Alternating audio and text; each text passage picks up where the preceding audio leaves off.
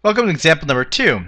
A diver swims to a depth of 3.2 meters in a freshwater lake, and we find that there's an increase of force pushing on her eardrum. So we're asked to find out what would be that increase of force. So we're going to call the external pressure P0 here, and then the pressure down at this depth, we're just going to call that P. And the depth that she's at, H, is given as 3.2 meters. We're trying to find the increase in pressure at a depth of 3.2 meters. So we need to find the corresponding increase in force on the eardrum. That's our approach here. So there must be some relationship between this pressure and the external pressure, and that's what we just learned earlier. The pressure at that depth is equal to the external pressure outside plus the extra pressure due to the weight of the water above her ear. So that's going to be rho g h. But we're looking for the increase in the force. So that increase in force will really be due to the difference in those two pressures. So really what we need to do is find P minus the external pressure, which is equal to the density of the fluid times G times H.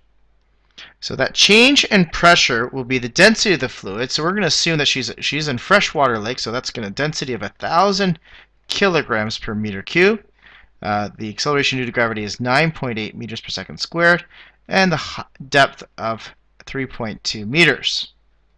So that gives us an increase of pressure of 31360. So 31,060 pascals or newtons per meter squared actually would be better. Thus, the increase in force, remember that pressure equals force over area, so the increase in force would be really equal to the increase in pressure times the cross-sectional area of her eardrum. Now, the area is not in appropriate units. It's given in 0.6 centimeters squared. So we need to convert that.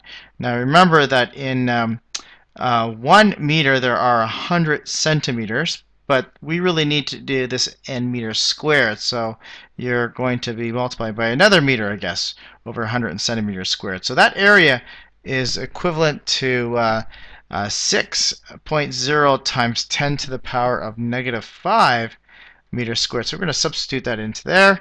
So we have 31360 in newtons per meter squared multiplied by 6.0 times 10 to the power of negative 5 meters squared. And that gives us an increase of force of about 1.88 newtons, or about 1.9 newtons. So this is when you're out here, the external pressure, there's an inward and outward pressure on your ear that is balancing each other out.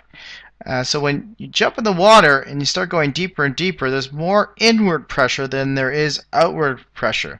So that's why when divers go down deep in the water, they'll get their ears will suddenly pop, as they say, because they need to equalize. The pressure outside of the eardrum and inside the eardrum have to be the same so that we have a net force that is 0. And that's it for example number 2.